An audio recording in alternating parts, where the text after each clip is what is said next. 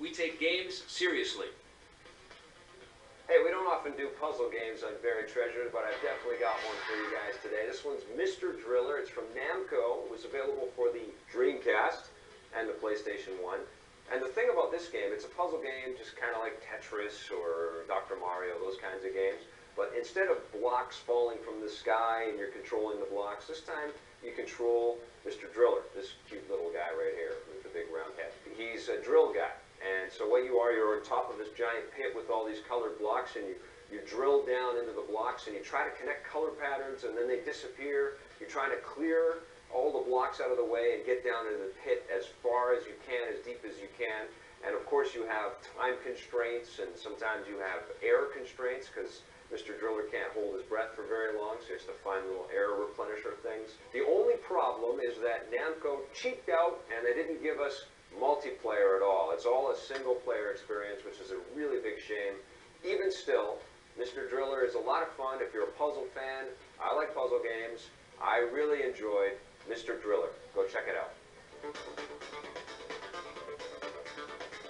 Hey, welcome to Versus. We've got a very cool one for you today. It's two super stealthy, sneaky spy games. We've got 007 Everything or Nothing from Electronic Arts, which we looked at on the Xbox, but it's also available for the GameCube and PS2, against Mission Impossible Operation Surma, which is from Atari, and it's available for the Xbox and PlayStation 2. So what do you think of the graphics for each of these games? Well, the graphics in both these games are really well done. I think so too. Real faults with any of them, but you know, if I had to give a nod, it would have to go in the way of 007.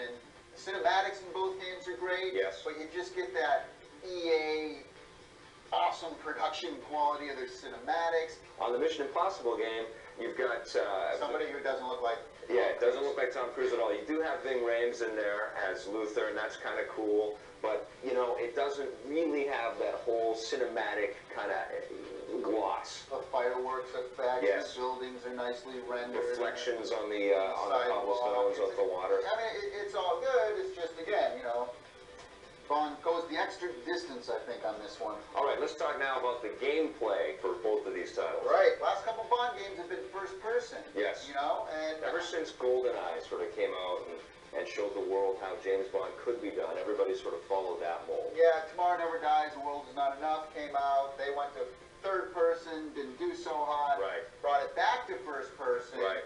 And then really, last year's Bond game, Nightfire, was a great first-person experience. It was very good. Now I'm playing in third-person mode going, man, I want that first person back. Here's the thing. They're not going to spend the dough on getting Pierce Brosnan into this game, and he was paid a ton of money. Right, yeah. There is a lot of different gameplay elements, yes, in the Bond game. You drive helicopters, you drive cars, there's motorcycles, yes, you're rappelling down buildings, and they do them all pretty darn good. Yes. On the Mission Impossible side, that one is also done very well as well. You've got a lot of the stealthy, sneaky spy things that you had in Splinter Cell. Picking up bodies and hiding them. Yeah, or knocking out, you know, people so that other people can take their place with masks. The gameplay has some tough elements. The AI will find you and stuff like that. So maybe sometimes you have to redo missions. Both games are very diverse, yes, in what they do. But again, it's not the Mission Impossible is bad. Again, I have to give the gameplay nod to Bond. I got to give the nod to 007 again in the gameplay department. Well, how about in the audio department? Which one did you like better out of these two? You have the Bond themes that are licensed.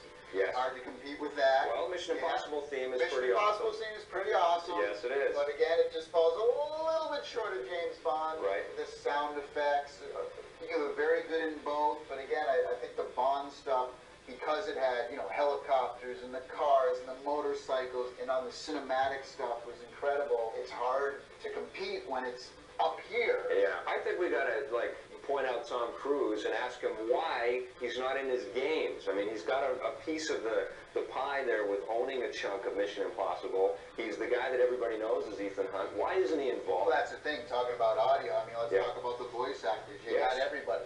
Judi Dench is M. You have John Cleese as Q. You have Pierce Brosnan as James Bond. Heidi Klum's in there. Right. And we got the Green Goblin in there. I mean, you got Willem Dafoe. Soon enough, the world will know and fear the name Nikolai Diavolo. I'll be honest with you.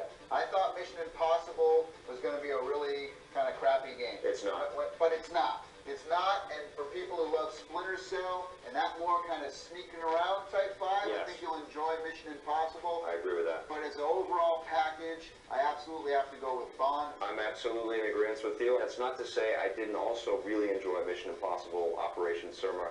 Another great game. So what would you give 007 Everything or Nothing? I'm giving it a 9.5. 9 out of 10 from me. And for Operation Surma, I would give that an 8.5. I'd give it a 7.5. I think it's fair to say that 007 Everything or Nothing is our clear winner this week. Today on the show, we looked at Rise to Honor from Sony for the PlayStation 2. This very clever movie-style beat-em-up with some camera problems and some ridiculously tough bosses. For the PC, we looked at FBI Hostage Rescue. This budget title's a cool idea that's sort of like a Tom Clancy light. It has huge problems with collision detection and enemy AI, however. On the Xbox, but also for the PlayStation 2, we looked at Battlestar Galactica. This is a cool game for fans of the old or new series, but without mid-level save points, this game gets very frustrating. In Versus, we looked at 007 Everything or Nothing for the Xbox, GameCube, and PlayStation 2. This is a terrific combination of third-person stealthy action and awesome vehicle scenes. We looked at that one against Mission Impossible Operation Surma for the PlayStation 2 and Xbox. This is also a very good stealthy action game in the vein of Splinter Cell. Tommy and I like both games, but we both thought 007 was a little more enjoyable. In hardware, we looked at the Mad Catz HD TV system selector. There's a great price on this unit, it's an awesome idea, but the one we reviewed created noise on our screen, so we couldn't recommend it. On the Game Boy Advance, I reviewed the King of Fighters EX2 Howling Blood. This is a solid 2D fighter with tons of characters to choose from, but I still prefer Street Fighter Alpha 3.